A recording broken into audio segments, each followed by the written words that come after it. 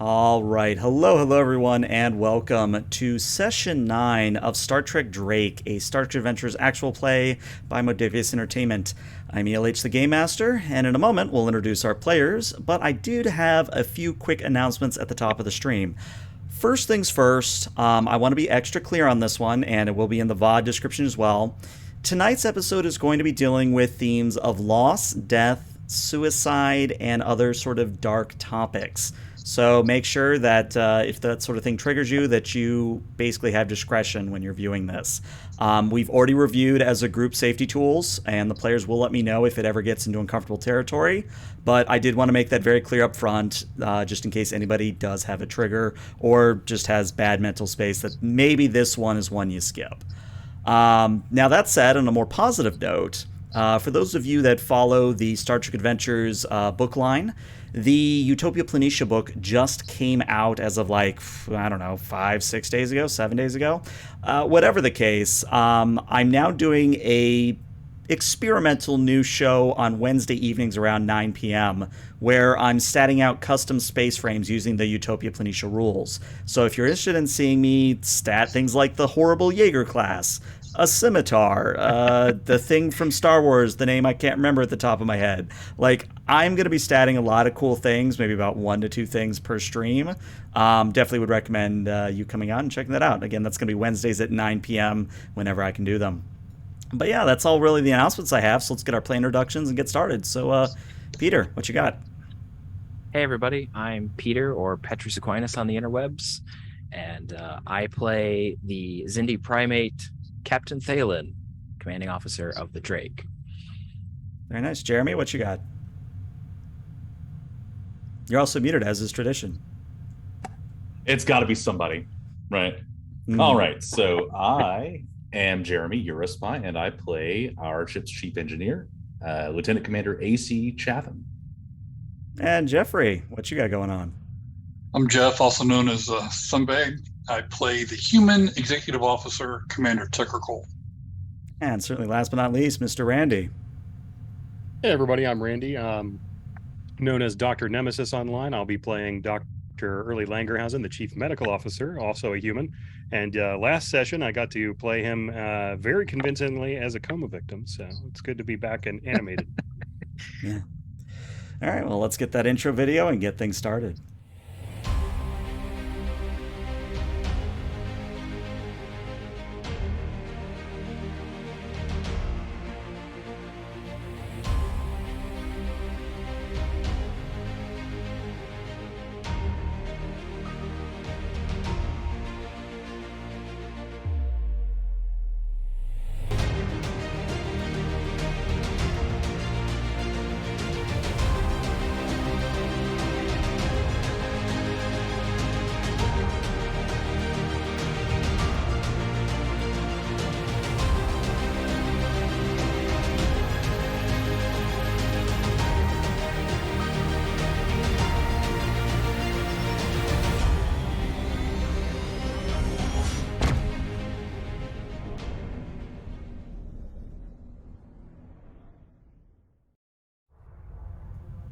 All right, and welcome back.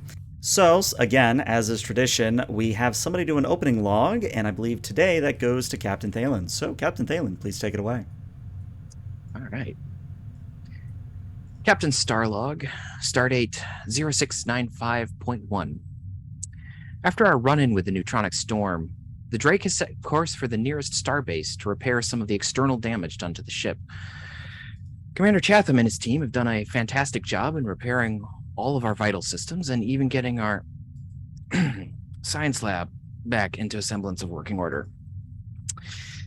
This is excellent news, as it allows the Drake to take the scenic route back to Showa Station.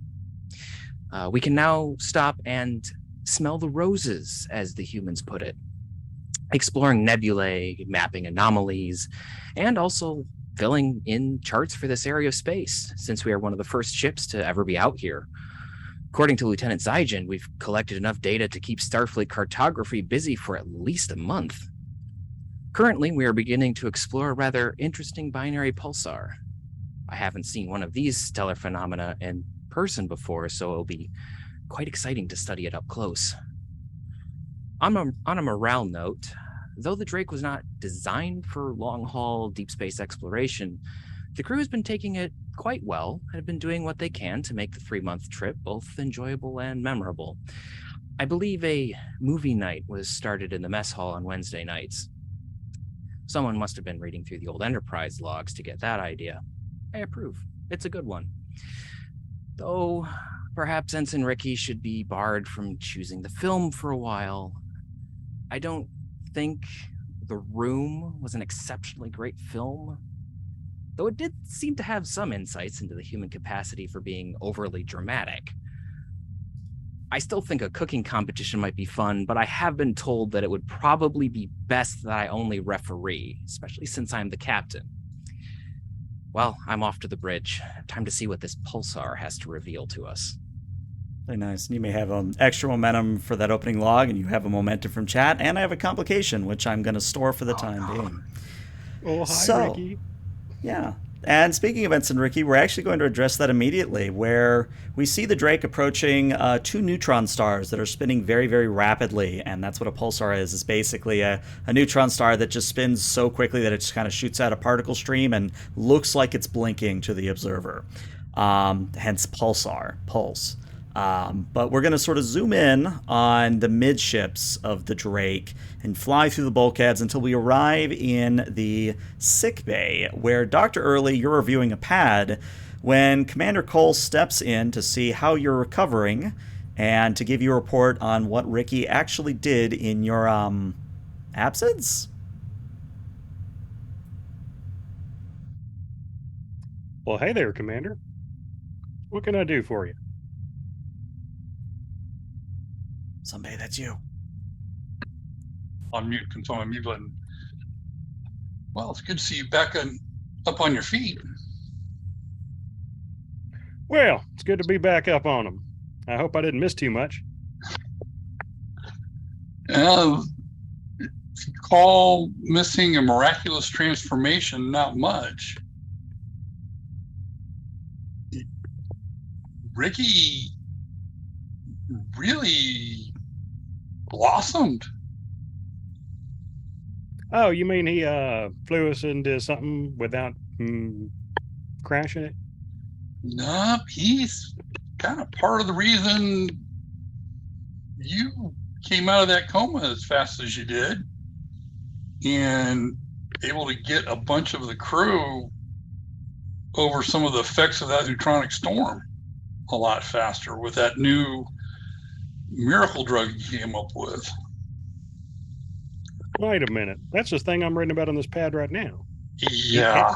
He synthesized something and y'all took it on purpose? That was one thing I needed to talk to you about. I already had a little talk with him. At first, he was testing it on unknowing subjects. Now that sounds more like Ricky. That sounds like flying by the seat of the pants. But the second time he had knowing subjects. So you hopefully took good notes on how he was tracking everything. So, well, I was looking through here and I don't see any cases of hysterical blindness or new limbs growing. So those are always great signs. But didn't know if we were going to have any type of follow-up checks, monthly checks with everybody for so long. How that would believe you me, I'm going to be checking my own situation very carefully now that I know how I got back on my feet. Believe you me. But I will be walking on eggshells when it comes to whether or not I've got 3 kidneys or some new bonus tumors. And that was one thing I want to talk to you about is seeing as how well Ricky did down here. I want to run it by you before I ran it by the captain about transferring Ricky from flight status to medical. Oh, I get what you're doing, Captain. Commander. You're messing with me, right? This whole thing. Nurse Ricky invented a new drug. You're gonna make him on my staff. No, it's serious. He did good. Really? Huh. It was Well, like almost as if he had a different hand guiding him through everything he was doing. I see. Well, I'm certain that we can find something for young Ensign Ricky to do here in sick bay before we put any more lives directly in his hands. And If you are 100% sure you're serious, right? I'm sure it is. I'm sure I'm serious. And I wanted to make sure that since he has busted out his chemistry set, so to speak, that he had a guiding hand on him in case he decided to go down the research route again. Because if he does it properly, I mean, there's no telling what he can come up with. Yes, there is no telling. You said this was an idea that he came up with while he was at the academy sitting through one of the lectures. So basically scribbles in the margins of a notebook. Golly. Why did he decide to go pilot? The glamour. You know what? The glamour. I don't think that plan's working out how he expected. Exactly. Okay.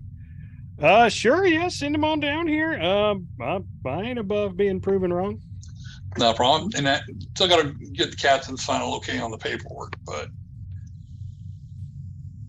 Oh, you know the captain. I'm sure he'll be very happy to have a new helmsman up there.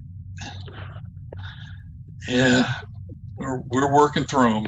Fortunately, we've got a very well worked in simulator program, so Oh yeah. something else Ricky's had a good hand in developing. Speaking of which, how much of the ship got eaten by space fish? Are we limping along, or are we doing all right? Last I remember, we were exploding. Yeah, we had that remora-like one on top of the on the underside of the bridge, and we were able to dislodge it. All right. So We had to use the Drake's own cannons to shoot it. put the zap on it. Oh, that's a shame. Yeah, All there's right. going to be some definite cleanup and repairs need to be done when we get to Show Station. All right. Looking forward to it. That's a new place, isn't it? Yeah, it just opened up. Either Can't just wait to opened up raid or their on the first verge aid of it. cabinet. Yeah, we definitely need to stock up. Alrighty then. All right. Thanks for coming by, Commander. No problem. It's good to see you up and about. The minute Commander Cole leaves sickbay, Dr. Early is going to pinch himself Yeah, it hurts. And then- This is real. and then run a stroke test on himself and then get in a biobed and do a full diagnostic because he's not 100% sure he isn't hallucinating still. Fair enough. All right. While you're doing that, I actually have to turn off the camera on my end for a bit, so just don't freak out if I disappear. But for those of you on the bridge, right now I have the captain there, but why don't we also have AC drop by to give the captain an update on how things are going in terms of repairs? How's it going, sir? It's going all right, Commander. We just entered the pulsar system, so there it is. Isn't she a beauty? Dangerous but beautiful, sir. Like most things in space. Oh, yes. Well, I think we're equipped to handle pretty much anything this system can throw at us, hopefully. Hope I didn't just jinx us. Yeah. Still need to do a little bit more work on the on our structural integrity, but we're flight worthy. Okay. Need to tell XO to keep an eye on those phase cannons for now. Just don't treat them too roughly. Hopefully we don't have to use them at all. Are they back up to at least more functionality than they were? They'll work. They'll run, sir, but there's still an opportunity for them to suddenly not function normally. Oh, There's only so much I can do without an extended spacewalk, and since we really prioritize returning to Federation space, yeah. We don't want to be out too far away for too long. radiation conditions here aren't necessarily the best. I'm not I wouldn't be thrilled about sending engineers out on the hull for an extended period. That's fair. In which case, I wouldn't ask them to. But she's flight worthy, sir. Excellent. How about the flight simulator? I know that Ricky was using it a bit, and I know that it broke last time. It's back up to snuff, sir. Okay. Maybe we won't. Maybe the scourge of AC looks around the bridge. Do we want to make a call as to whether or not Ricky is on the bridge? Sorry, I forgot to unmute myself for the stream. Let's go ahead and say that Ricky, for sake of argument, is not on the bridge for the current moment. All right. Well, hopefully, the scourge of the space lanes isn't, won't be using those for too much longer. Oh, is there a? Yeah, Ricky did do much better with the medical side. I'm considering reaching out to Dr. Early to see if we can't get him a recommendation to Starfleet Medical. Oh, Yeah, I'm willing to bet that navigational cadets probably trade like urban myths about the Ricky Triangle and how many starships have gone missing. There's always just one escape pod, left. just in case. Yeah, that I'm sure that if he did well enough, especially with the Hyronolan invention, it's quite possible that by the time we make it back to Starfleet, we could recommend that he take some more medicine. Sick bay to the bridge. Thalen here. What can I do for you, Doctor? Well, hello there, Captain. Fresh and bright-eyed and bushy-tailed, back on my feet and glad to be here. Just a quick couple questions for you. I'm reading this data pad. Looks like we synthesized a new sort of pharmacological treatment. I was wondering which member of the crew we had to thank for that. Oh, the Hyronolan. That would be Ensign Ricky, actually. Seems to have some skill in medicine. You hear a muffled curse. That's what I've heard. Just confirming and testing a theory. A theory? Is there anything I can do to help with that, Doctor? I was just making sure I wasn't still in a coma, sir. I can confirm that you are not. Well, that is what you would say even if I were hallucinating you, though, sir. That is true. I'm going to continue contemplating, but if you have any need for me, just let me know. I'm full back on duty. Sick bay out. Excellent. It'll be about that time.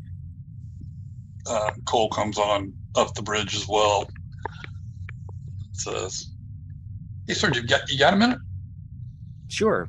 Would you like to speak on the bridge, or we can use the ready room? Probably the ready room. Personnel matter. All right. Personnel, not personal. Okay. All right. Thank you. Commander AC, I will see you when I come back to the bridge, unless you head to engineering. Oh, understood, sir. All right. And I will lead Commander Cole into the ready room. I was down in sickbay talking with Doc Early. I wanted to clear it with him first, but after what Ricky did during our stay in the neutronic storm, I think he's better suited in medical. We should relieve him from flight status and transfer him to medical. Transfer Ricky to medical. Based on his performance, that doesn't seem like a bad idea. Do you have another helmsman in mind? We can pull one of the ones off of beta ship to pull them on up, and you always have 2 or 3 just itching to come on up. Yes. But I do remember wanting to move from Delta shift to Alpha shift. it's going to take a little bit of massaging, but we do have the simulator program. I was just told by Commander AC that it's working again. So if we do need to send someone through simulations, we can. Yeah, if it's all right with the doctor, I think that it would be reasonable for at least a trial run to have to let's do it as a provisional transfer to medical in case it doesn't work out, or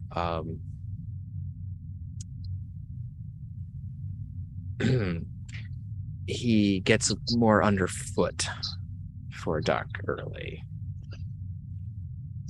True. And we can at least take him off of active flight status. And then we can still keep him if we need shuttle runs or anything. How we can still familiar times and do milk runs and whatnot. Right. His shuttle qualifications won't go away, though.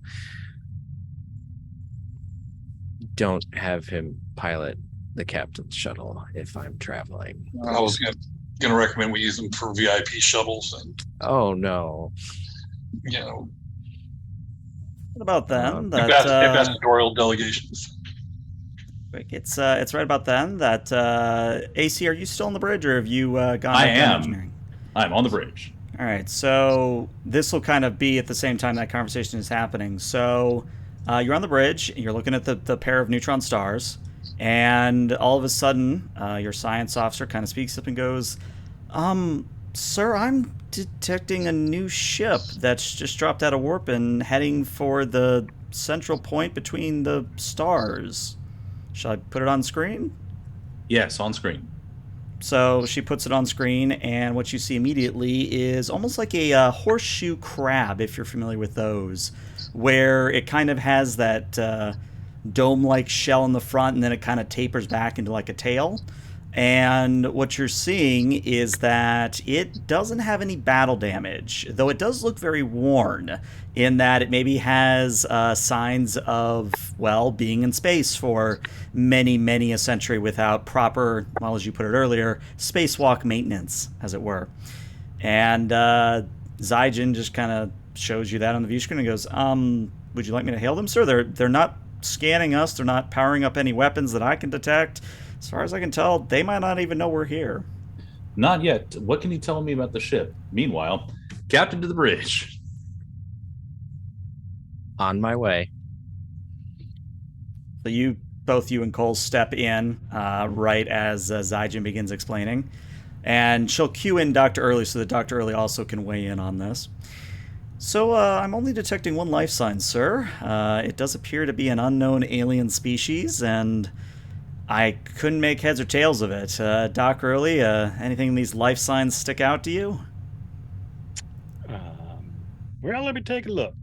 I'm guessing I need to roll that. Yep, so you're going to do either a reason or an insight plus medicine at a difficulty of 3, unless you have quick study. I do not have quick study. All right, then it'll be a difficulty of 3.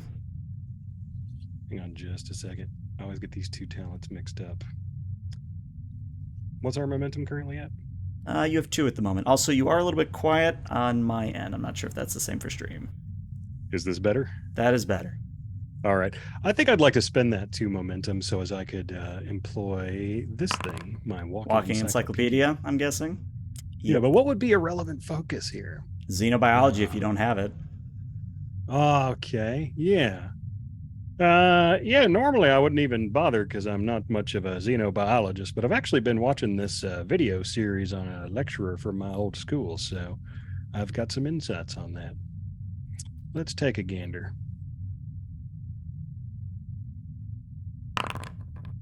Yay, 2 successes. Well, it was 3 success. You needed 3, so... Can the ship assist? Yeah, you know what? I'll let the ship assist. Give me a sensors in medicine, a role that has never been done.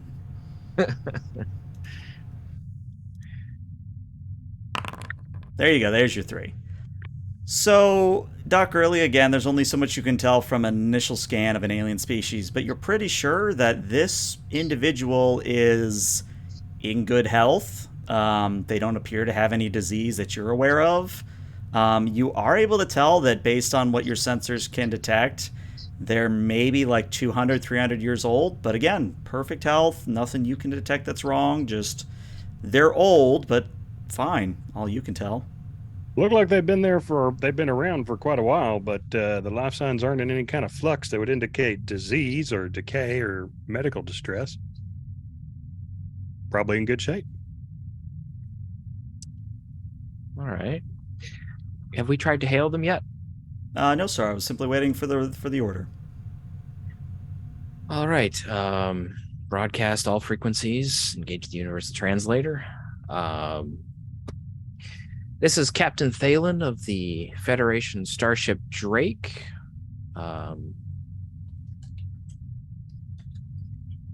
We give greetings as we are exploring this sector.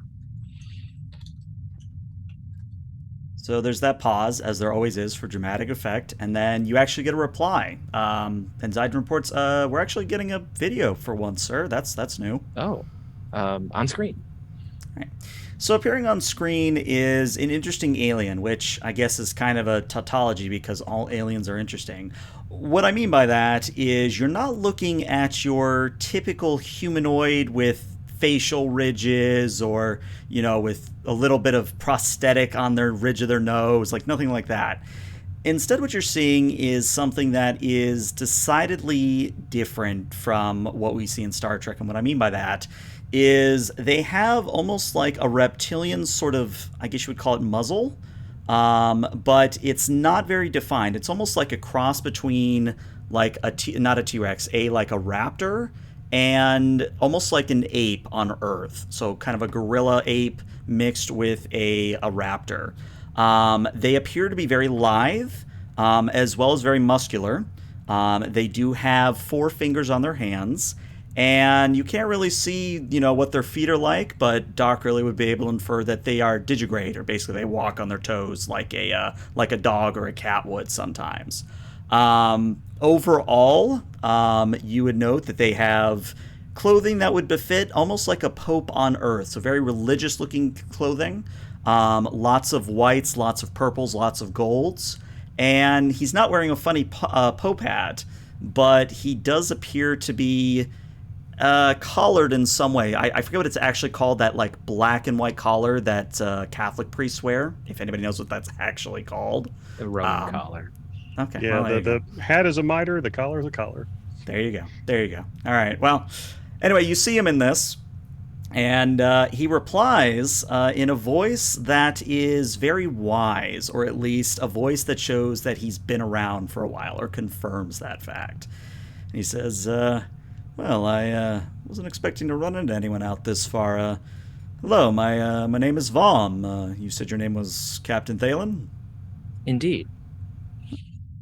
Well, it's been a while since I've talked to anyone, and I'm pretty sure this isn't a hallucination, so, well, it's a pleasure to meet you. Is there anything I can do for you? Not particularly, but we've never met any of your people before. If you would be willing to engage in cultural exchange, we learn about you, you learn about us, I would find that most enjoyable.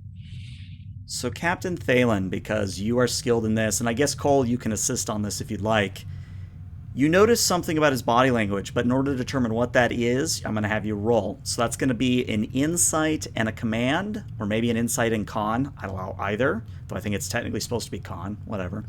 And your difficulty here is only a 2. And if you have anything related to people reading, anything related to emotions, cultural those studies, focuses, I would give it to you, sure. Okay. Well, there you go. There's already 3 successes. Cole, do you want to assist? Yep, I'll go ahead and assist. All right. And I do not have... Captain is such a grad student. Okay, so hey, you get a momentum for your troubles. So what you notice is a very human-like reaction where the corner of his mouth twitches, where Vom's mouth twitches, and his eyes narrow just a little bit. It's like a very imperceptible change, but since you know to look for it, his eyes are starting to narrow a little bit. And he says, well, I don't know how to say this without it sounding morose, but that would be because my species doesn't exist anymore, or won't after I finish what I came here to do. I'm sorry. What happened? Oh, I've got time. Would it be all right for me to come aboard, Captain? Certainly. Would you prefer to dock? We also have a matter transporter. A matter transporter? That I've never encountered such a thing before. Would you be comfortable experiencing it? You know what? Sure, why not? Excellent. Then we will bring you to our ship. When would you be ready to do so? Do you need me to do anything special, or? No, it's just if you needed to prepare something or if you wanted to wait. Times like the present. All right, then I believe, let's say 5 minutes so that I can get down there, and then we'll meet you in our transporter room. Okay. Sounds good to me. All right, I will see you then, Vaughn. Screen cuts off. Look over to Commander Cole. Boy, do I hope that when he said his species won't exist anymore after he does what he came to do, he doesn't mean he's going to like blow up a planet. I'm not. I don't know that that's what he means. He did say his race doesn't exist. It could be he's the last survivor and he's going to die, or it's not clear. Last of the Mohican situation, I feel you. Very sad. Isn't that a film? It's a book I know of. I guess it would be a movie, wouldn't it? Most books are. Maybe you can suggest that. Just make sure to jump in before Ricky. Oh, I did hear we're having a movie night. That's also not a hallucination. Okay. Right. You'll wish it was. If Ricky picks I'm mostly a the Roy actor. Rogers guy, Captain. After last week, yeah. Okay. Senior staff to the transporter room. Lieutenant Zaijin, if you would like to join us, you may. Otherwise, you may have the bridge. I will remain on the bridge for now, sir. All right. So, I'm not going to have you actually... Well, let me ask this. Do you guys want momentum, or do you want me to throw the complication at you immediately? Because I can do either. Throw the complication at us. See what happens. Okay. So, very important question directed to Mr. bro. AC. Mr. AC, then. So, AC, would you be doing the transport yourself? I would probably leave that to a transporter chief unless we didn't have a good reason. Unless there was some emergent reason why I needed to do it. No. Translation: reason. I am not focused in transporter operations. Well, the GM spends one threat. Ricky's cross-training on transporters. Oh, today. no. I'll do it. No, it's not that bad. I got it. We can end this real quick. Yeah. So the four of you, because they did say senior staff, the four of you are in transporter room 1. You're before the pad. You hear the hum of the transporter activating, and then it stops humming, and there's nobody on the pad before you. And in fact, the lieutenant at the pad's like, okay, sir, I can confirm that he did materialize on the ship, but he's... I don't know how to say this, sir. He is in the middle of movie night. Is that even Commander, what possible? movie are they showing right now? I believe they're showing something called Morbius.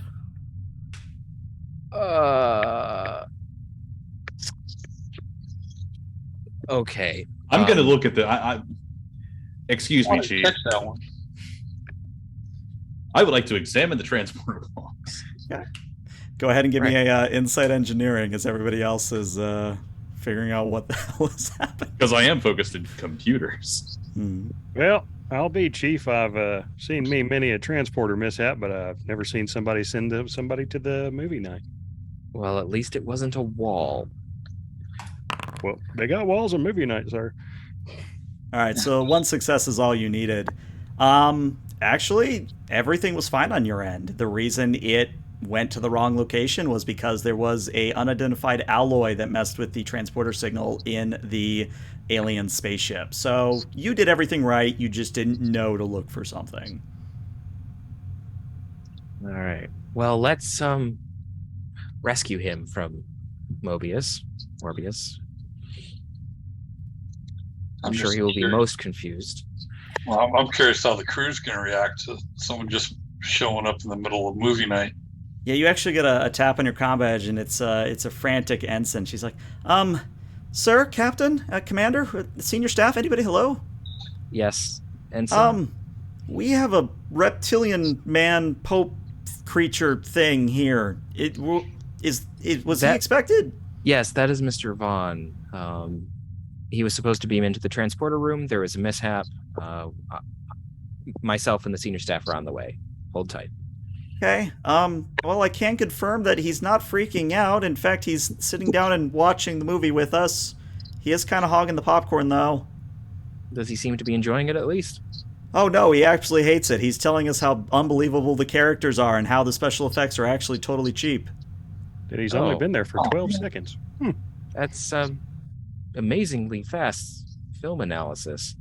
I was looking forward to that one. Well, we're on our way regardless. Yeah. We'll be here. Okay. Don't worry. He seems like a decent fellow. I guess he comes from a species with highly advanced media criticism technology. I guess. And some alloy that interferes with the transporter signals. Oh, that wasn't just the chief messing up? No. Well, good to know. I will Shots cease to be giving him guff. I guess my question is, are all four of you going to run for the mess hall, or one of you going to lag behind, or... I'm going to lag behind a little bit and call it the Zygen. Okay. Hey, Zygen, this is Commander Cole. Got a question for you. I might have an answer, sir. What do you need? See if you can scan the Mr. Vaughn ship. There was an alloy in it that that interfered with the transporter and caused him to materialize in the middle of movie night instead of transporter pad. Oh, well, I hope that it resolves itself. Actually, yes, sir. Now that I know to look for it, there is a unknown titanium alloy. It's a different atomic number that we usually use on our ships in Starfleet, but I can account for it if we need to send him back. That's good. And also, just for other properties we might be able to use when we get back to Starfleet, since it's something we haven't encountered before. Sure. I can certainly take those scans and note it in the database. Thank you very much. Then I'll hurry to catch up. So the four of you, with Commander Cole catching up, you walk into the mess hall, and what you see is that it's almost a little comical where the Vom is seated dead center. He's got very nervous-looking ensigns and lieutenants kind of seated next to him, but with a little extra space where they've kind of shimmied over their chair a little bit.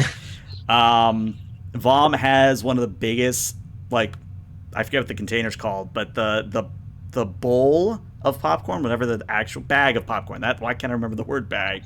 You see that he has a comically sized bag of popcorn, and he's both eating it, and mid-bite, he's like, and as you could tell, I mean, what is this stuff? Whatever it is, it's amazing. As you could tell, that is clearly CGI. I mean, just look at it. It is, what is this? Is this some sort of fermented, what is, oh, hello, Captain, hello. Hello, Vom. I see you arrived safe, though not quite where we expected. Oh, I wasn't supposed to be here then. I thought this was like a waiting room of some sort. No. I suppose it could be thought of as that. It's generally where our crew eats and watches films for recreation. What's this then? He points at the bag of popcorn. That is a human delicacy called popcorn. Oh, whatever it is, I'm glad to have tasted it before. Maybe we should talk about that in a more private space. Of course. If you'll follow me. You can take the popcorn with you if you so desire. Oh, excellent. I was going to ask. Yeah, it's not easy to put down once you picked it up, is it? Just look at the ensign. It's like, you can tell Chef to synthesize some more. I approve. Yeah, yes, sir. Yes, sir. Now, one thing when Vom stands up, again, because the view screen is deceptive, it doesn't really show scale, and again, you're just walking into the mess hall when all this happened. When Vom stands up, he goes up and up and up, and he is like 9 foot something. Like he is almost scraping the ceiling with his head. Golly. But You he sure kind are of, a tall drink of water, sir. well, I could say that perhaps you are small. I feel pretty small right now. You're not wrong. Lead on, Captain. Right this way. You will have to duck to get through our doors. Perhaps I should have asked to meet on my ship. Whatever, I'm here. It's all right. I'll make do. We do have snacks on ours. This is true again. Whatever this. You wouldn't Glad I believe could it, have but what you're experienced eating it. there started out as a vegetable, but then we exploded it and poured some minerals on it. This sounds absolutely fascinating. It is. I would happily talk more about culinary endeavors of the various species of the Federation, but I think we should save that for a later point. Sorry. I agree, cannot say sir. that with a straight face. Our captain's so- a bit of a foodie. My question is, where are you taking Mr. Vom? Since the ready room doubles as a conference room, I believe we'll be taking him there. So yeah, Since it's that a would little probably have the awkward. most space, unless we decide to use a cargo bay, which doesn't have that. Right. So what I would say is that it's a little bit of an awkward turbo lift ride because he takes up a lot of space and he's like hunched over. But he's content. He's not really complaining or anything. He is able to duck down underneath doors and squeeze his way through, and it's not really an issue. But when you come to the ready room and you all take a seat, he actually remains standing, looking out of the window at the binary pulsar. And he kind of has his hands behind his back, and he kind of just looks out and says, I'm not sure where to begin. I guess logic would dictate at the beginning, but even that is a bit of a bundled weave. Where would you like me to begin, Captain? Well, if you could tell us a little bit about your home planet, then maybe that would lead into why you're out here. And you can see again his facial expression kind of darkens a little bit, and he says, yes, Ryla Prime, the home of the Rylans. Well, what I can tell you is that for the longest time we were prosperous species. We had eliminated poverty, we had eliminated famine, starvation, all the sort of hallmarks of advanced civilization, and we had just taken to the stars, and that was our downfall, in a way. I'm sure if you were to scan my vessel again and knew what to look for, you would find that, and he kind of looks around, I suppose I don't know what power source you run on, but my people use a quantum singularity, or what you might call a black hole, to power our vessels. And That's an interesting technology. It is. It's one of the hallmarks of the Rylans, but, well, let's just say an experiment went wrong and Ryla Prime no longer is. Did a system core go critical and form a black hole? Consume it utterly, yes. Oh. Well, I'm sorry for that. That's wow. That's Well, a scale that I don't even know that I can fully comprehend. approximately 8 billion lives. I could quote the actual number, but it wouldn't matter to you, unfortunately. Well, all life No, is on the contrary, sacred. I it's- think that it would matter, but Indeed. Well, since you asked,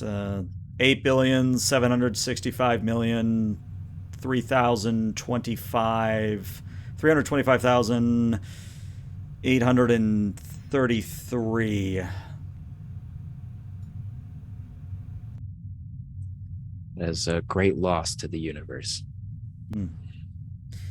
Well, it gets a little bit worse. The one who was in charge of that experiment, it was my team. We were the ones that weren't accounted for when the planet went, and there were 5 of us to start, and now there's just me. What happened to the rest of your crew? Well, one died of a rare illness that they had from birth. 2 others left of their own volition, and I haven't heard from them since. And then the remainder, well, he didn't take it so well, if you get my meaning. And he took a short walk out of the airlock of his own volition. Goodness gracious. It's unfortunate. Tragedy piled on top of tragedy. Indeed. Surely you and your team weren't the only last of your kind. There had to be others that might not have been on planet. I wish it were otherwise, but no, the reason why my team was spared was because we were conducting the experiment from a space station high above our planet. And we were the only ones in space at the time, so we were the ones that escaped the, well, consummation of our planet. Colonies? No ships Nope. underway? No, we had just started into the stars. If this drive had panned out, and obviously it got me here, which means I guess it did work in the end, but it was an experiment, and we were to be the first among many in the stars. We just didn't get that far.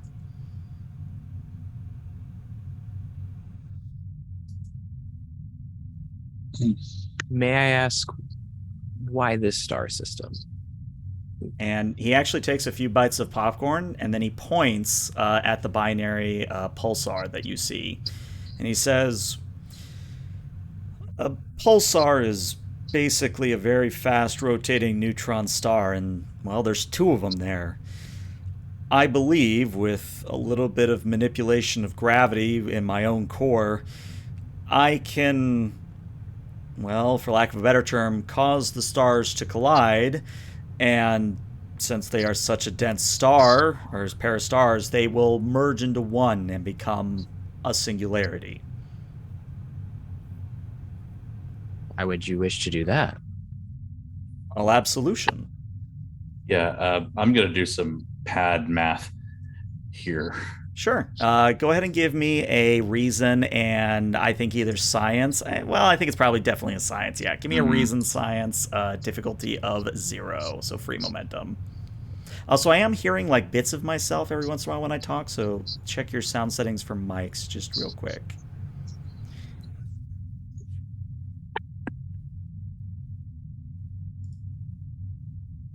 Yeah, I don't know who it is. If I knew who it was, I would single it out, but I don't know who it is. All right, 2 successes mean you get 2 momentum. And yeah, AC, what he says is correct. It is indeed 2.5 solar masses on both neutron star. And if you go by quote-unquote real world physics, all you need is about 4 to cause a black hole. And what's going to be the short, medium, and long-term impact? Are there any known species that are going to be affected? Any habitable stars? That's the good news, is that there are no species in the area that you can detect. There are no planets orbiting this pulsar.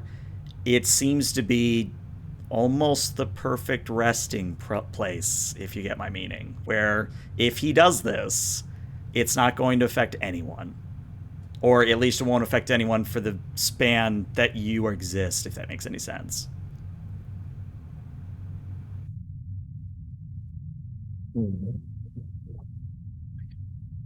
So you say you're seeking absolution, That is correct.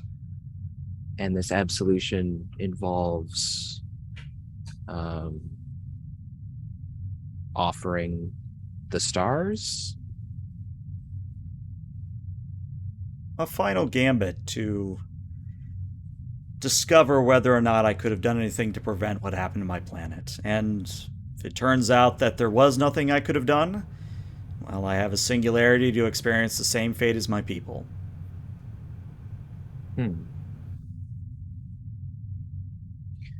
So you're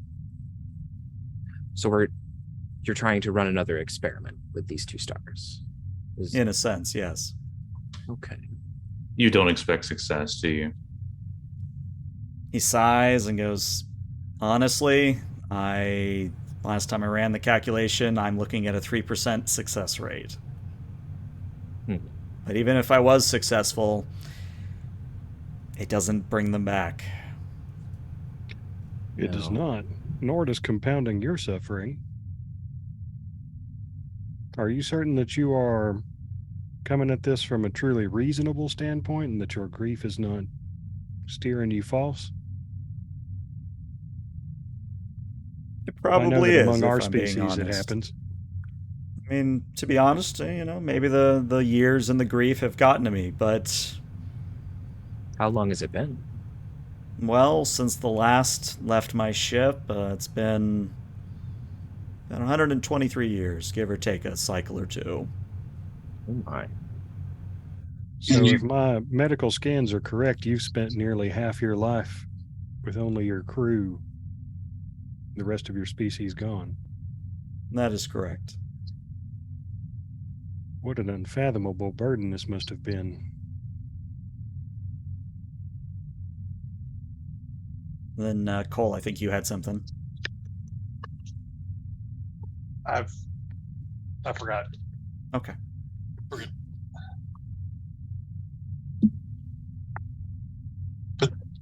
And you've been on that ship alone. You think that might be coloring your reason? It's a reasonable question to ask. I'm a bit of a loner. I enjoy the company of myself, if that makes any sense. I understand. I go through that myself, and it's good for a time, but for 100 years,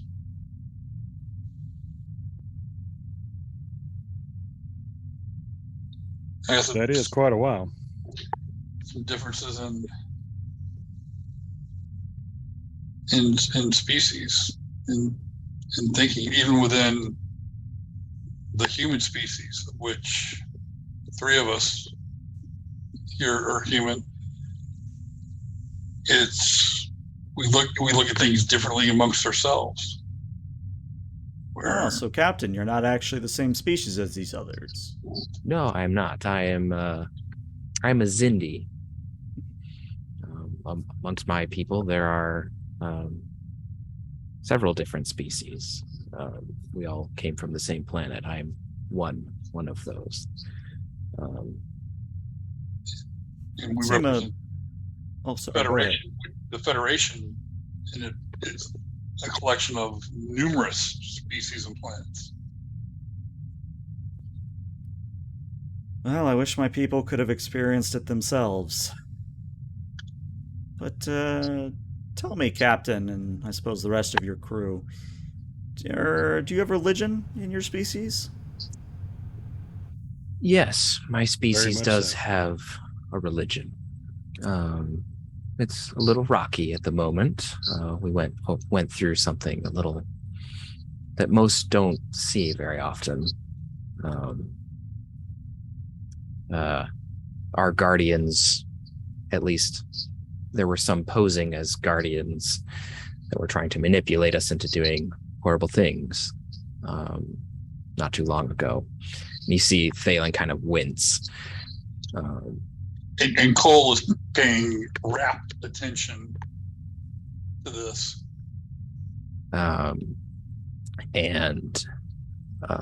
So while my people are still very much religious, there is now, at least in my mind, a little bit of doubt for who exactly is the object of our devotion. But I would say yes, my people and myself are religious. Yes. And Dr. Early, was it? You said that your species also had a religion or religions? Hundreds of them, indeed. My family has got the same one going back some time. a religion about sacrifice and forgiveness, and acknowledging that none of us is perfect, but we have a responsibility to become better.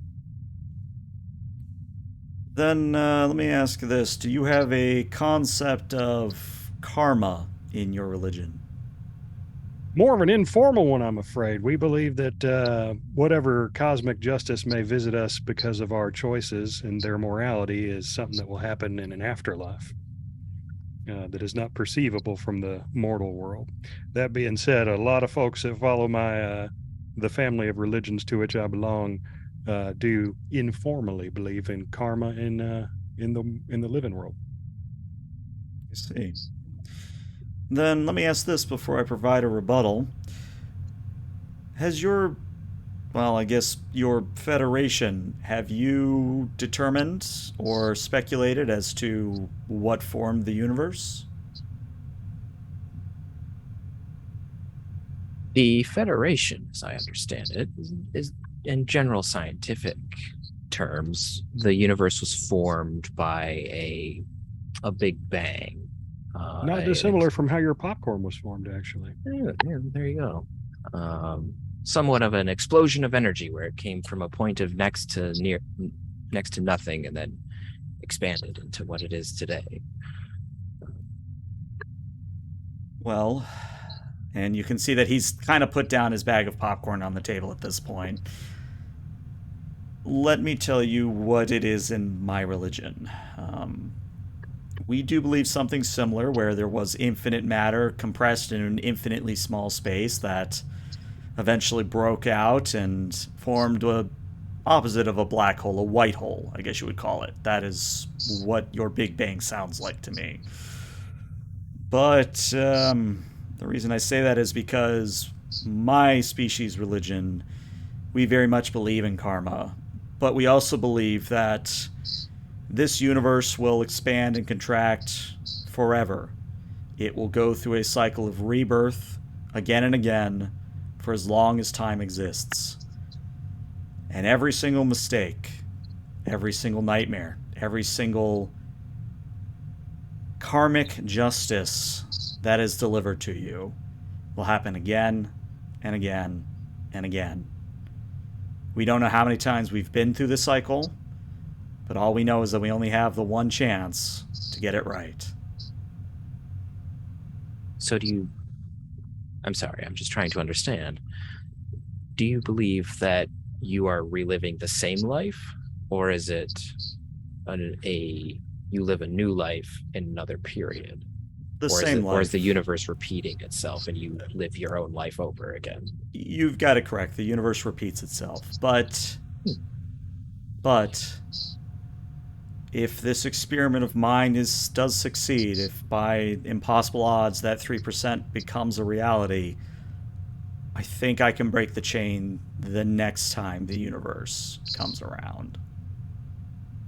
You see, one of the oldest and most populous cultures of my planet believes very similar, that that all living things are part of a cycle of birth, death, and rebirth, in which the only escape is to achieve the ultimate level of self-improvement, to free yourself from the pain caused by unfulfilled desire, and to get along harmoniously with all of nature and your fellow people, and thus escape the chain or the cycle, much like you're talking about. I can definitely sympathize with how such a view would appeal. If nothing else, it offers you the promise, even if it is a slim hope, of not atoning for the mistakes that you have made, but preventing them from happening again, right? An interesting way of thinking about it. You are mostly correct. Well, we did just meet, but I would like to understand you better, my friend. I hate to be a bit of a downer and then leave, but I do need to prepare some materials for the experiment. Your ship should be safe. I'm sure that our engineer would be and myself, I have a scientific background, would be more than happy to aid in your calculations and preparations, perhaps give you a better chance of success. So when you say that, he actually becomes very guarded, very stiff, and you don't need to roll to see that he is definitely like, this is the equivalent of going to someone who has worked on a book or worked on any piece of art and is like getting ready to show it off to the world, being very like almost mama bear protective of it. Mm-hmm. And he very politely says, not at this juncture, but I do appreciate the offer. Very well. Well, if you do require our assistance, know that we are here. I appreciate that. How do I go back to my ship? Do I sort of wave my arms about and say some phrase, or? No, I'll have to take you back to the transporter room, which you will now get to see for the first time. It is a wonderful machine. I can give you some basic idea. Popcorn. Oh, yes. You can take the whole bag with you. Oh, well, thank you.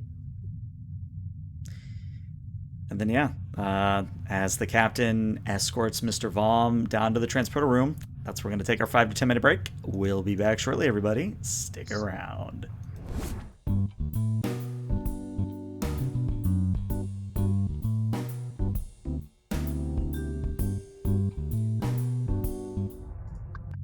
All right, and welcome back to part 2 of session 9 of Star Trek Adventures Drake, where the players have just sort of found out that the new alien they've encountered is, well, he's going to try an experiment that only has a 3% chance of success, and regardless of whether it's successful or not, he is taking the final option, I think is a nice way to put it. But we resume with the 4 of you back in that same conference room that we just left. But now you can talk amongst yourselves freely, and I think you have a lot to say to one another. Well, sir, if you're looking for my expert opinion as a psychiatric doctor, I can tell you that it is very likely that this individual's grief has rendered him incapable of making truly self-interested decisions. Despite the length of his grief, it sounds as though he has not processed his pain in a healthy way. But if you ask me as a Baptist, I'd have to tell you that who are we to say that he's wrong about this cycle and his chances, however slim they may be, at redemption? It is something of a conundrum. I keep coming back to, is it truly his fault? Much of what he said, it would lead me to believe that it wasn't. We do know, at least in our past, experimenting with faster than light travel and the power sources needed to run those engines can be a little hairy, I think is your expression for it. It's not an area of scientific exploration that I would recommend, at least not right now.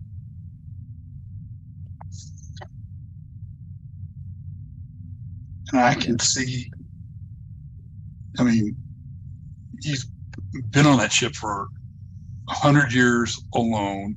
When his crew was with him, they didn't process their grief. Oh. And then by himself, he's just been developing this other plan for. I can understand what he's trying to do if it's a sacrifice. And what in a military sense, that type of thing, to save people and so on, it's just throwing away everything that his people have developed. I mean, his ship alone and him are a wealth of information. Indeed, the last of a species. What did he mean by stopping the cycle? Is there more to this so-called experiment than just killing himself? I would say that he definitely says he believes that there is at least a slight chance that even if it does appear to us to have killed him, that he will either enable a future incarnation of our universe for his people to not suffer the same fate, or from more of a quantum physics standpoint, maybe for him to transcend this world and travel to one where he'd never made that mistake. Create an alternate reality, parallel universe, so to speak. Maybe even a mirror universe.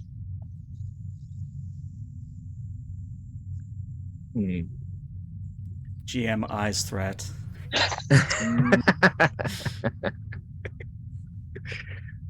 It is. I cannot be as helpful as I'd like to be here, sir. I feel like my psychiatric insight isn't going to be able to trump my moral hang-ups. I mean, I feel as though it would be very contrary to the values of the Federation for us to tell someone that he is not allowed, or he should not engage in an experiment that he has a religious belief might save billions of his people, even if we scientifically or empirically think that he's mostly just going to blow himself up. Yes, it does seem to potentially fly in the face of at least the principles of the Federation of not interfering with other cultures. Since they're spacefaring, I suppose the Prime Directive doesn't apply, but as a doctor, it's very difficult for me to endorse self-harm without being certain that it is a rational decision rationally arrived at. Indeed. I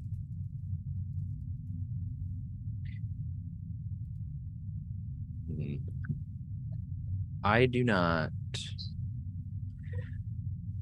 This is one that I am going to need your advice for, because and you see him like he's clearly like fortifying himself to say something. I don't know how much you know of the Enterprise logs about my people, but there was, other than the aquatics, the insectoids, the reptilians, the arboreals, and the primates, there was another Xindi species, the avians, and they ceased to exist.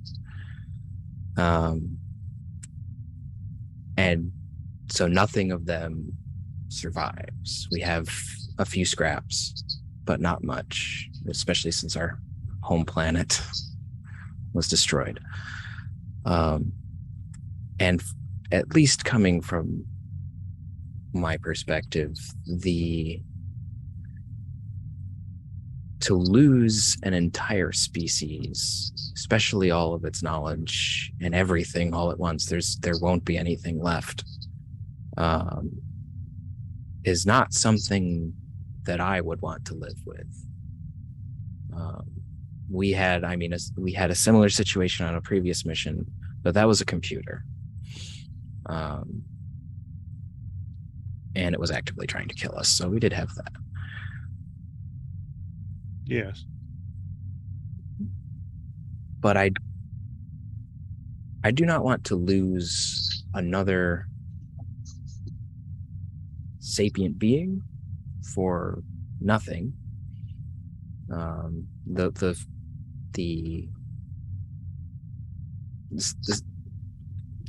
probability is so low.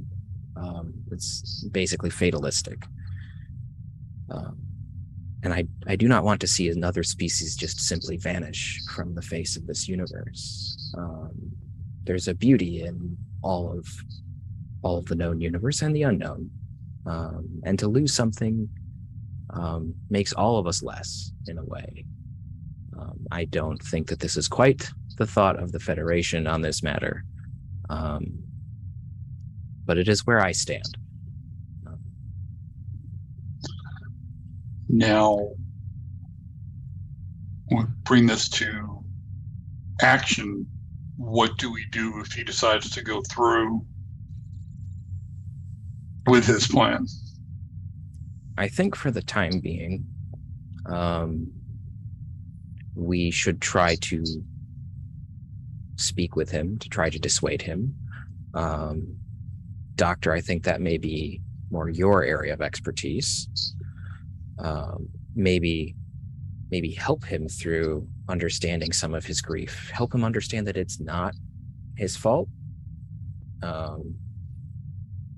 know that he doesn't really want our help, but perhaps we could go there with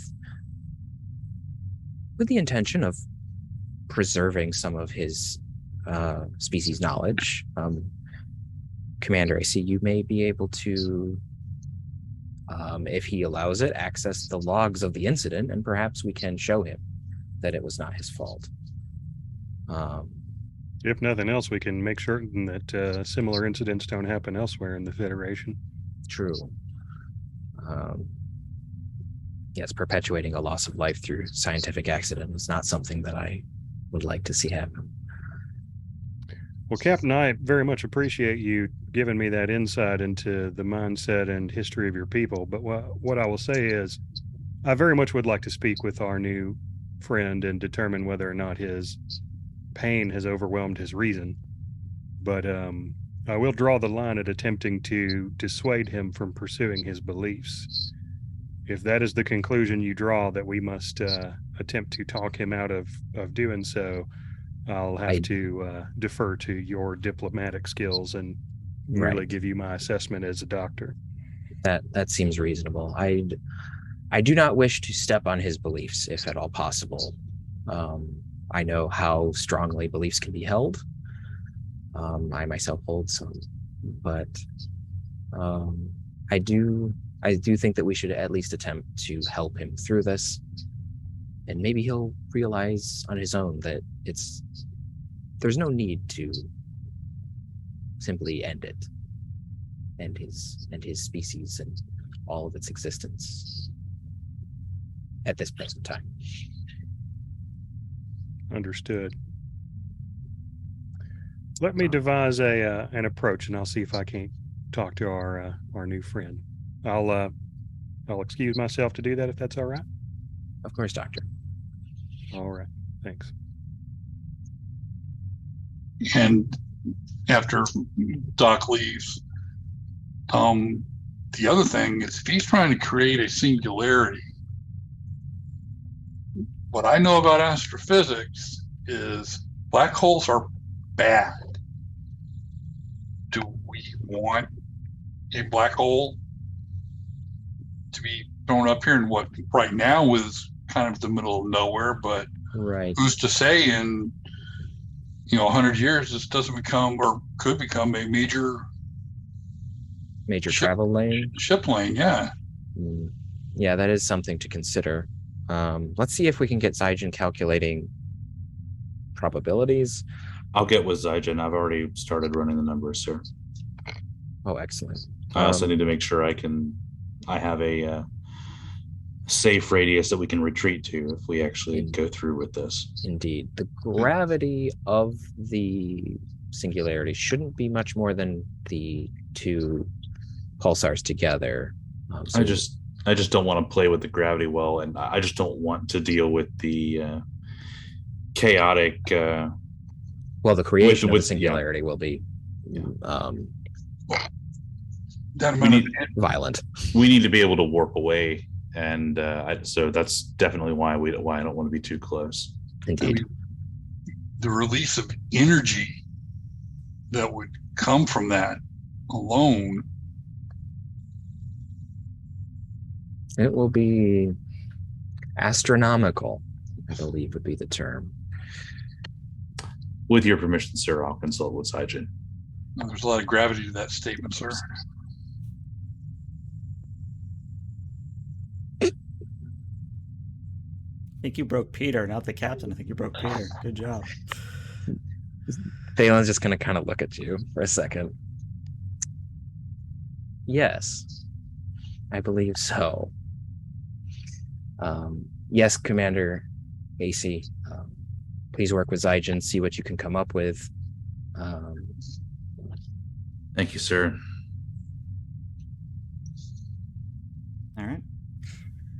So, we have kind of two trains of thought at the moment, and let's explore the one with AC and Zygen and whoever wants to jump in on that train. So, AC, what is it you're looking for specifically so that I can translate it into mechanical terms or basically how to feed you information? Right now, I'm trying to, first off, since my responsibility is to the ship, I need to run the numbers with Zygen to basically set up a safe radius that if this individual does happen to go through with their insane plan, we will be not only safe from the immediate effects, but also be able to warp away, outside the massive gravity effects that disrupt our warp field. So I'm going to give that to you free with a little bit of role play, and of course, as you fill Zygen in, she has her own thoughts on the matter. But as you get to the part where you start calculating the safe radius, as it were, she makes the comment, "Well, might sound a little bit callous, sir, but I would recommend that we actually stay as close to this as possible. I mean, the radius that we have on screen here should be enough to keep a stable warp bubble, but I don't think anyone in the Federation has ever been present for the formation of a black hole. It's a once in a, not even a lifetime, in a millennia that we could see this happen, if not longer." I understand your concern, Lieutenant. Of course, sir. Well, we have a safe radius. About 500 AU should be sufficient for solar masses of this size. Prepare a report for myself and the captain. She hands you a pad. And what are you getting from the ship? What readings are you getting from the ship? Well, after you've told me they used a singularity, I am detecting a X-ray emission coming from what I'm thinking is their engine core. So I can at least hypothetically confirm that there's a black hole in there powering his ship. Appears to be stable. It does generate quite a bit of data and power. I hesitate to comment on how much more power it's producing than we do. Understood. Keep on it, Lieutenant. Are you all right, sir? It's hard to watch. I'll be an engineer. Of course, sir. And as that's happening, let's go to Dr. Early. So, Dr. Early, in your train, what are you doing specifically? Well, that's a tricky decision because Early is actually an expert in psychiatry and very specifically is on ships like this so that he can meet alien species and learn about their cultures and their minds. Mm-hmm. And he considers himself a psychiatrist before even a medical doctor.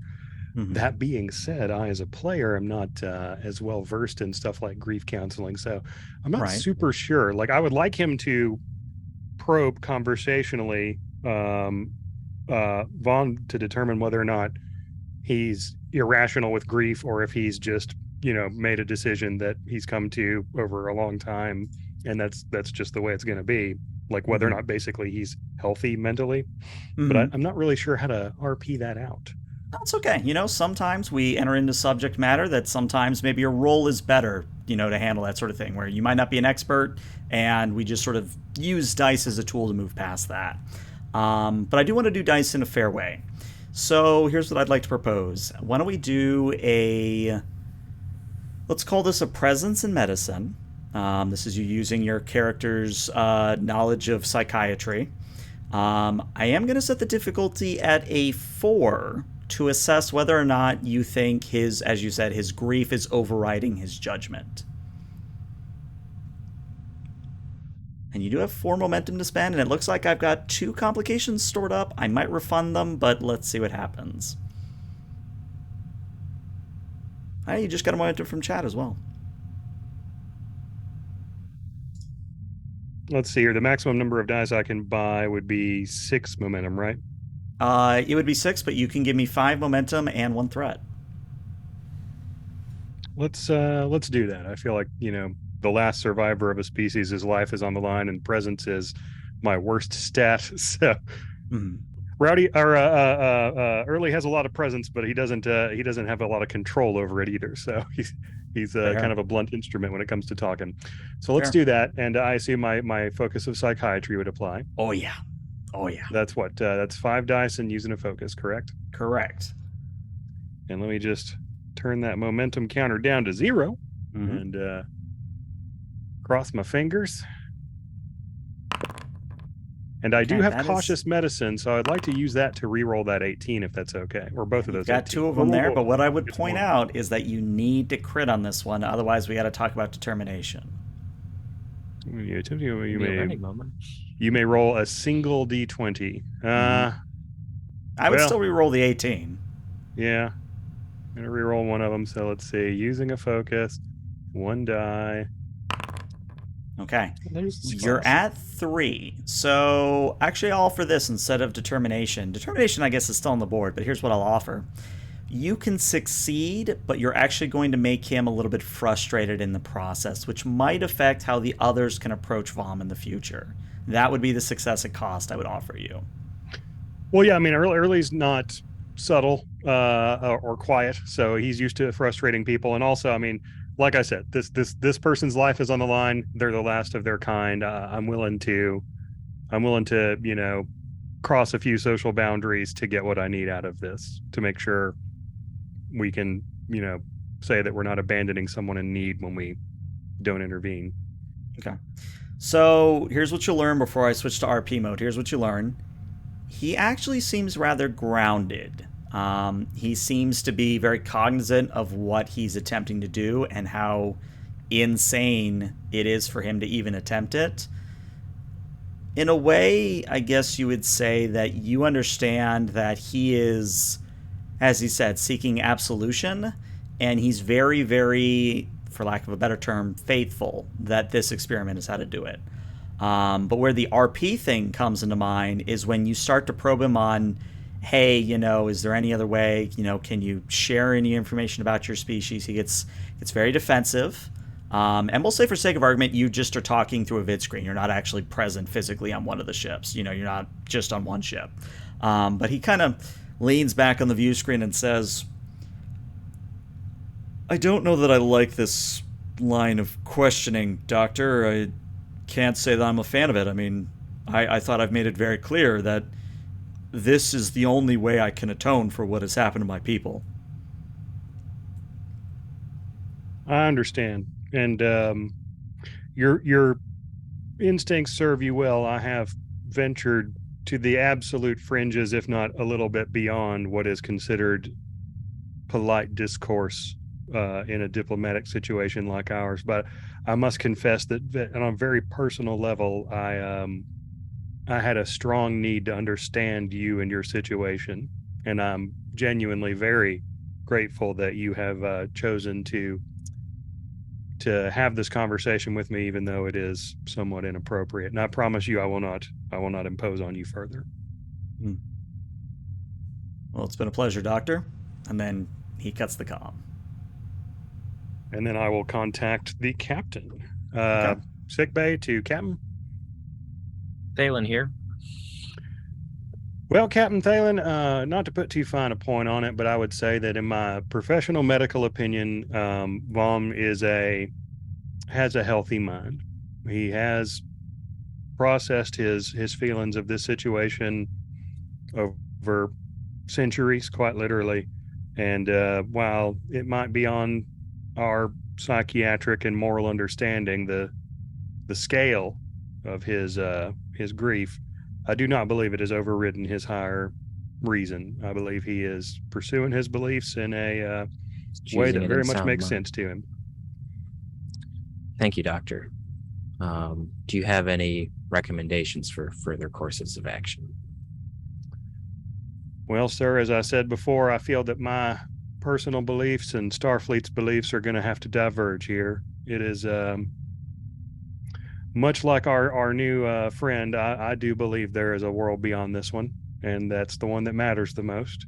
And what we do here is merely a preface to what's waiting for us on the other side. So I cannot in good conscience tell someone not to pursue a crusade in the name of justice and goodness and their beliefs, regardless of how foolish it may seem to us from a practical standpoint. All right. Thank you, Doctor. Yes, sir, Captain. Thank you. Appreciate your insight. All right, so we're now going to shift down to engineering, where AC, what is it you're doing while, I guess, waiting for the captain to give you an order or for you to have to sit and wait? Like, what is it that AC is feeling and doing in this moment? AC is sitting in his office, kind of twirling a small little model of a work cord between his fingers and staring at his desk. So what I'm going to do is I'm going to offer you a bit of devil temptation. You have the value of keep flying, and I think that's very apt for what's been proposed. If you act in a way that is rash in this moment, I will give you a point of determination that will carry over until you use it, meaning that you will not reset to 1. You will have 2 points of determination until you use both. But you have to do something that is rash or otherwise is going to severely complicate matters. Now, you don't have to take this deal, but it is a deal. What I was actually considering he would do is reach out to Vom and just have a conversation. He wants to try and exercise his own demons through this conversation with Vom. Okay. Did you do it? Is it your fault? Show me that it's your fault. Okay. Or not. So let me ask this then. That may not be the terms of your deal. It's just what I was going to ask to do anyway. So we could still do that. The only thing I would say is that maybe you're a little aggressive in that conversation if you want to take the deal. But we can either, same deal I gave to Dr. Early, where we can either dice roll this or we can role play it out. Entirely your call. We can role play until you decide that the role play has come to an end, and we just need to let the dice handle it. Okay, that sounds fair. All right, and just for my sake, so I know how to approach the conversation, are you taking the devil's deal? I will let you decide at the end. Okay. If it's justified. How's that? That sounds perfectly valid to me. I like it. All right. So you tap your side computer and you get a frequency with Vom, and you see that Vom is working at something off screen. And he's got a spanner or the equivalent thereof in his teeth, and as he's working, he's talking to you, and he says, "Oh, hello. You are Lieutenant Commander AC. I was just speaking with your doctor." I'm sorry. I actually share that sentiment, joke, whatever you would call it. The religious thing, it doesn't do it for me. Oh? Sorry to bother you. I have to know.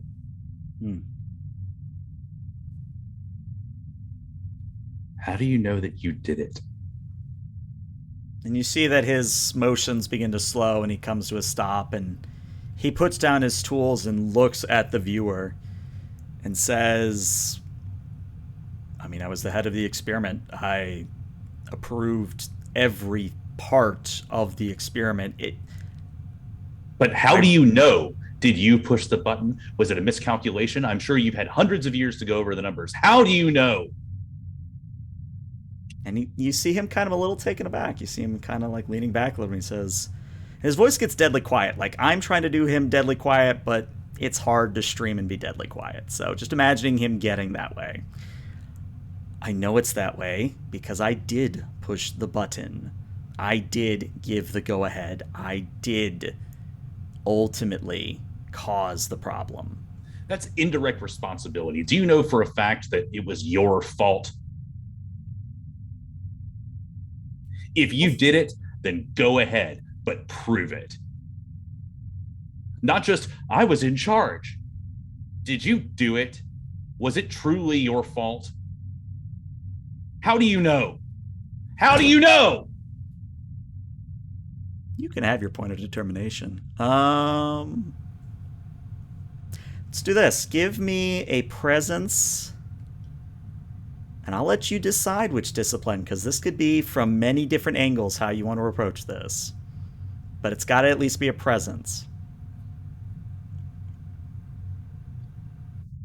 I would do presence engineering because AC was actually assisting on the experiment that ended up blowing up the space station that he used to live on, and he was the sole survivor. I love it. So he is reliving that to some degree. I love it. He's trying to seek his own absolution as well. All right. Yeah, go ahead and give me a presence engineering. Now, before any dice are on the table, I am going to tell you that thanks to Dr. Early's complication and one from chat, this is going to be a difficulty of 5. So, unfortunately, you don't have any momentum on the table, but you do have 2 shiny points of determination to use in this moment. I think I would like to discover the answer to my question. Okay. So that'll get you your 3.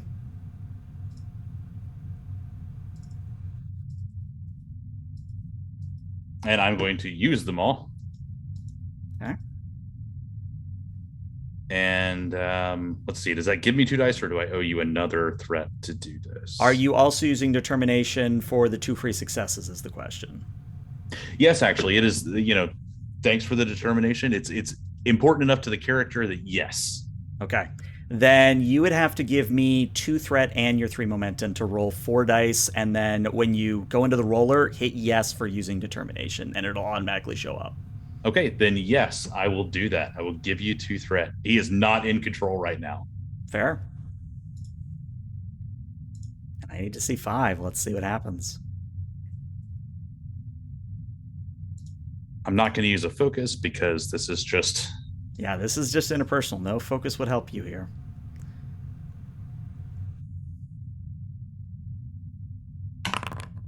There's your 5. Wow. Okay, very nice. So, Vom looks like he's about to fire back at you, but you see him stop mid-motion and kind of get one of those head shakes that kind of snaps him out of the moment. And he says, "It happened to you too, didn't it? Something like this happened." Smaller scale. How many? 152. This might not sound like much, but do you think if you had a sentence, could you change things?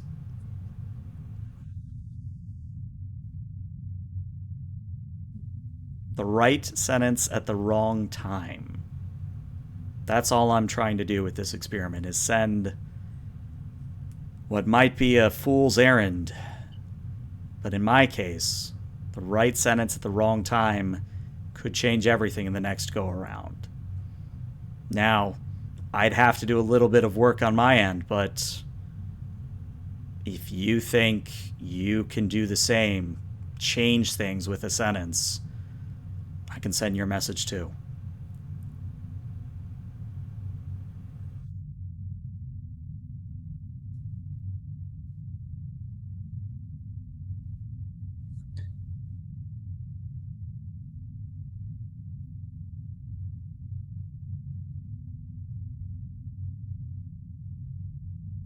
I will send him a message.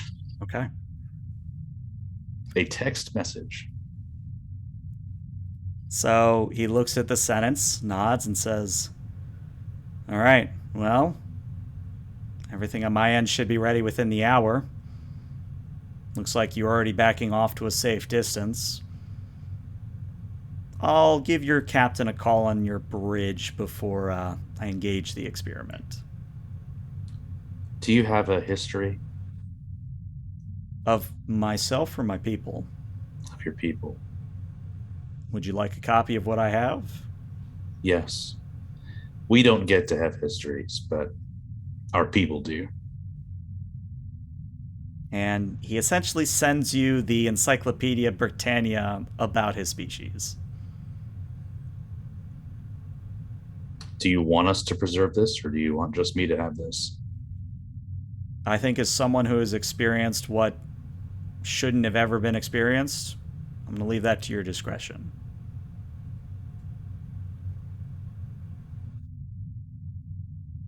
Good luck. Maybe we'll see each other in another life. In another life, brother. And comm cuts out. Thanks, Desmond. Yeah. No, I had to get the Lost reference in there. Yep. I had to. All right, so here's the question, and I'm willing to give devil deals, but here's where we sit. You've got about an hour in character before he engages the experiment. So would anyone care to intervene, try and talk him down, or do we simply skip ahead to the experiment happening? AC is going to leave engineering in the hands of his second in command and go to his quarters and, I don't know, dig out something. It's green. I think it's, what is that, Orion whiskey or something? But yeah. Aldebaran whiskey. Aldebaran whiskey, there you go. Let's go down the line. What about you, Cole? Are you going to do anything? Two things. One, gonna ask Zygen if she's learned anything about the skin of that ship. If we did use phasers, could we take the engines out easily? That type of thing. Looking at tactical options. And then two, that's just in preparation to give to the captain for the final decision. Mm-hmm. And three, I'm going to give Mr. Vaughn a call as well. Okay, fair enough. So for Zygen, if someone wants to roll for Zygen, she would be doing a reason and a science and would be assisted by the ship's sensor science. The good news is her difficulty is only a 1, so hopefully some momentum for you guys. Okay, I've got Zygen. I got the ship. Does she have a focus that would work? I think she's got a focus. It's been a while since we've used her, but I'm pretty sure she's got one. Sensor operation, quantum mechanics. Both would apply here. Okay, so I she's no help from the ship, unfortunately. Just shy of a little bit of help. Okay, and I think this is where I'm going to use chat's complication in addition to this complication. So what she tells you, Commander Cole, is, sir, the only way we'd be able to puncture the hull is if we fired torpedoes. I was afraid of that. They're talking of using black holes for propulsion and everything. I had a feeling they'd be... Stop trying to die or we will fire upon you. Now, the good news, sir, is that whenever the hell we get back within subspace frequency range, I'm sure the Daystrom Institute will be able to use this knowledge about tritanium and construct much more resilient hulls. Yeah. Which is good, and hopefully I'm going to try to see if we can have an expert in that technology to come with it, if I can. I'm going to go ahead and... Captain, mind if I borrow your ready room? Of course, Commander. Thank you. And then step on in and I give Mr. Vaughn a call. Okay. So this time you see Vom. He has cleaned his robes a little bit. They look at least a little bit more shiny, a little bit more spiffy. And you see him just kind of standing very relaxed, with his fingers kind of steepled in front of him. And he says, Commander Cole, at this point I believe I've had a private discussion with half your crew. What can I help you with? Well, one, I hope that shows to you the value that we place on life, in that even just throwing away one life is a tragedy. But do have a question for you, and if I'm sure others have asked this, but I don't know if I could live with myself if I didn't take a chance to dissuade you as well. But the accident, things that might be learned from that, it's a tragedy beyond measure what happened. and I can only imagine the grief that you're going through. But from that, there are things that can be learned to potentially save others who would go down this route for this type of technology. And you, not just the information from your computers and whatever you decide to share with us about your culture, but having you personally share that information and or share the warning to help others if they go down this path would make that sacrifice, a little bit more palatable is not the right word, but balance the scales just a little bit more. So when the cosmic cycle did turn around, you'd have a little bit more in your favor. Me as a GM, I'm wondering how to rule this. So, if you had done that conversation before ACs, I would have said that this was a difficulty of 5, and I would have given you the shot.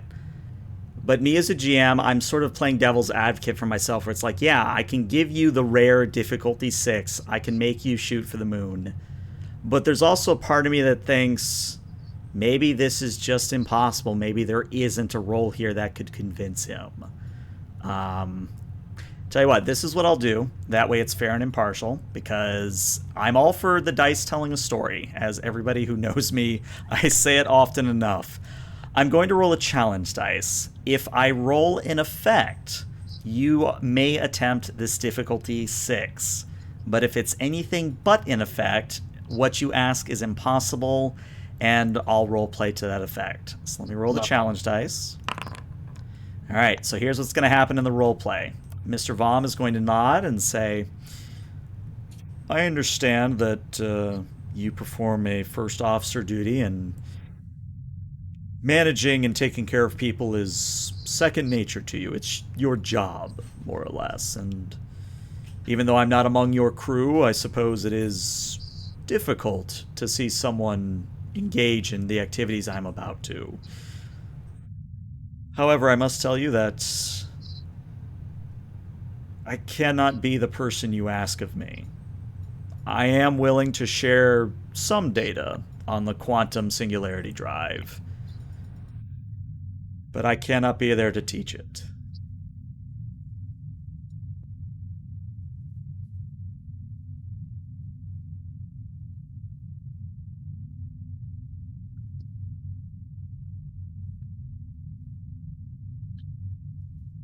I understood. I wish I could say that I respect your decision, but all I can say is understood. Very well. Was there anything else? No, sir. I don't think there is. Clear skies. To you as well. View screen cuts off. All right, we now go to Dr. Early. So, Dr. Early, you already had a conversation with Vom. Is there anything else you'd like to add to the mix before we go to the captain? No. Early's just going to do a little praying and try to stay out of the affair so he doesn't feel compelled to interfere. All right.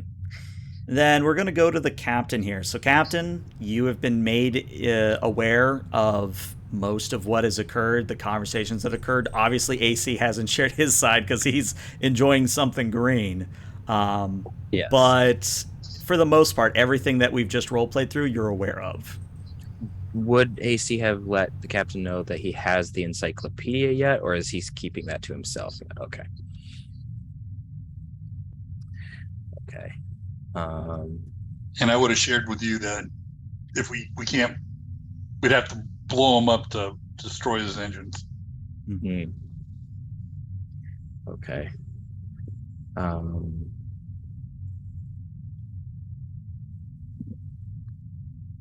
How long until the experiment at this point, do you think?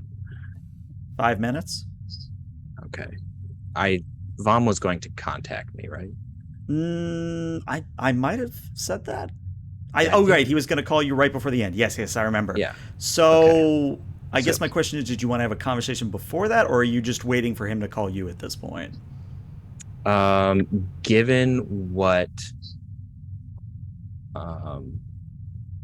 especially Commander Cole has told Thalen, he is indecisive, and so he's not going to make an extra call, I think.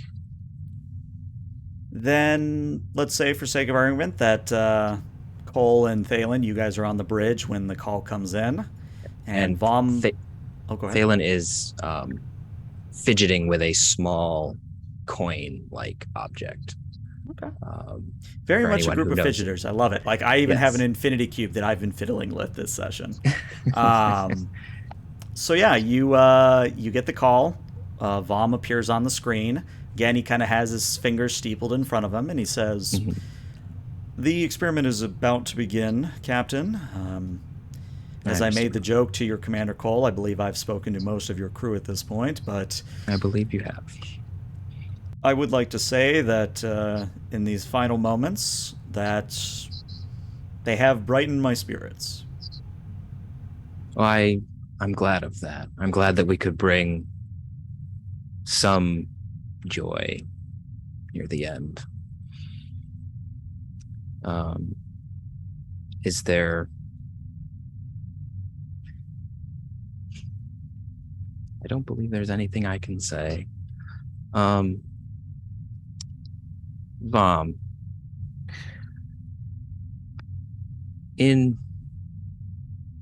amongst my people, we lost an entire species. There are several on my planet.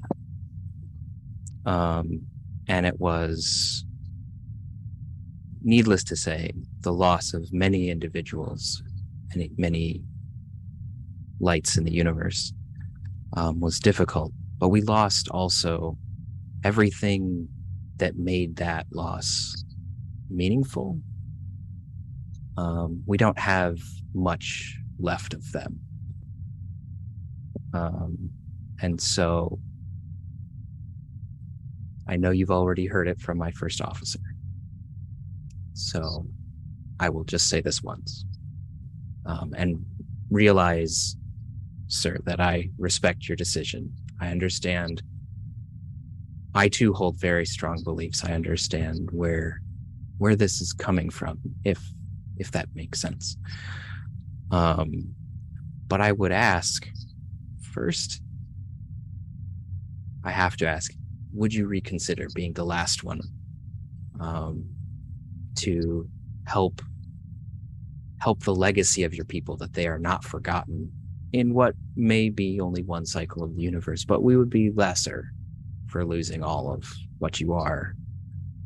And if you're not able to, would you consider giving us what you can so that we can preserve what is left, so that you might be remembered by us and by our progeny? Well, I will tell you that I am very firm in my decision, but I will also tell you that a member of your crew does hold my cultural database, and it is his or her prerogative if he or she or they decides to share it. My only request is that you do not perform a witch hunt to determine which crew member it is. I believe it is fully their decision. Cole marks it off this list. I will respect that decision, Vom. I know that I would not like my firm decisions contravened or neglected, especially if they are my last.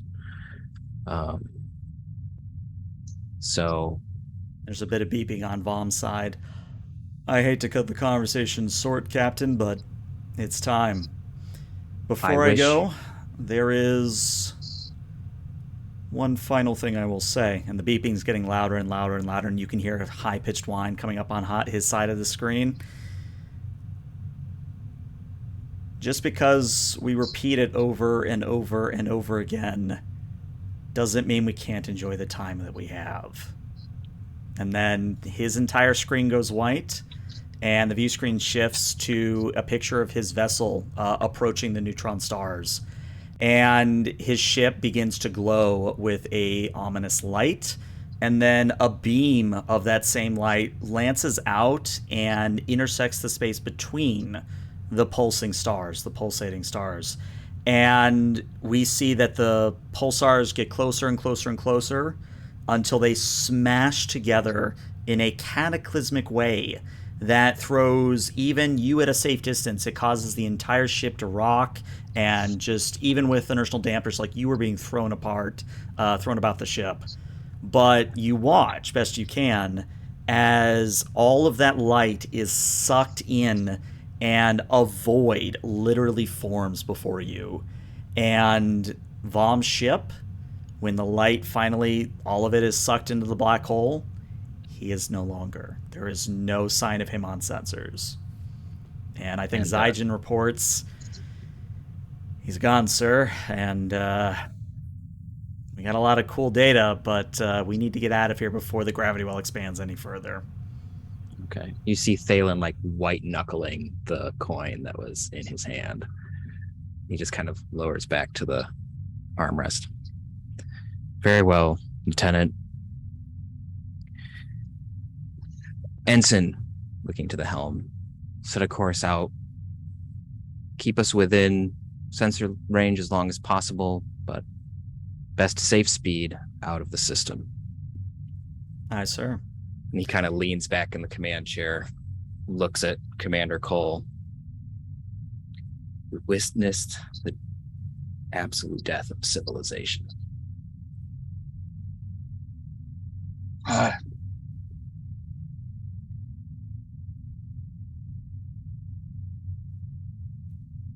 And with that, I think that's where we got to end the session. So yeah, what'd you guys think? You know, very very heavy episode in terms of emotion, but I'm very curious what you guys thought of it. I enjoyed it. How dare you make us feel things? You broke my heart. Oh. No.